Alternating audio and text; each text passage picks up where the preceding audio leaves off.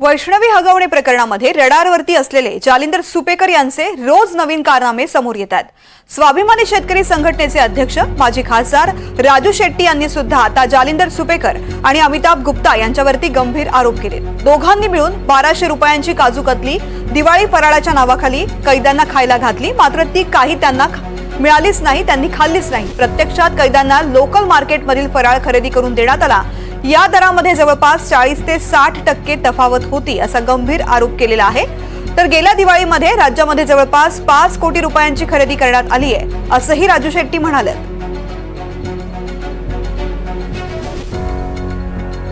म्हणजे नेव्हीला जर का आमचं दूध पसंत पडत असेल तर जेलला पसंत पडायचं काय अवघडच नाही ना।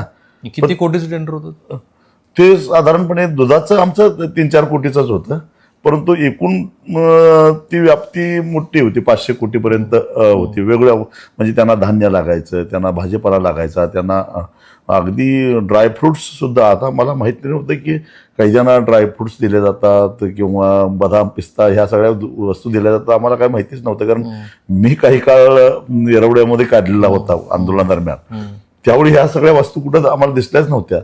मग आणि अतिशय निकृष्ट दर्जाचं जेवण त्याही वेळा आम्हाला मिळालेलं होतं, परंतु वाटायचं की कैद्यांना ही एक प्रकारची शिक्षाच असावी की निकृष्ट दर्जाचं जेवण दिल्यामुळे पुन्हा कैद्यांना इकडे येण्यासाठी भीती निर्माण व्हावी असंही असेल। परंतु नंतर आम्ही जेव्हा अभ्यास करायला लागलो त्यावेळी कोर्टानं काही नॉर्म्स घालून दिलेले आहेत की काय त्यांना किती प्रोटीन्स, किती कार्बोहायड्रेट्स, मग हे जातंय कुठं, आणि म्हणून आम्ही याचा शोध घ्यायला लागलो।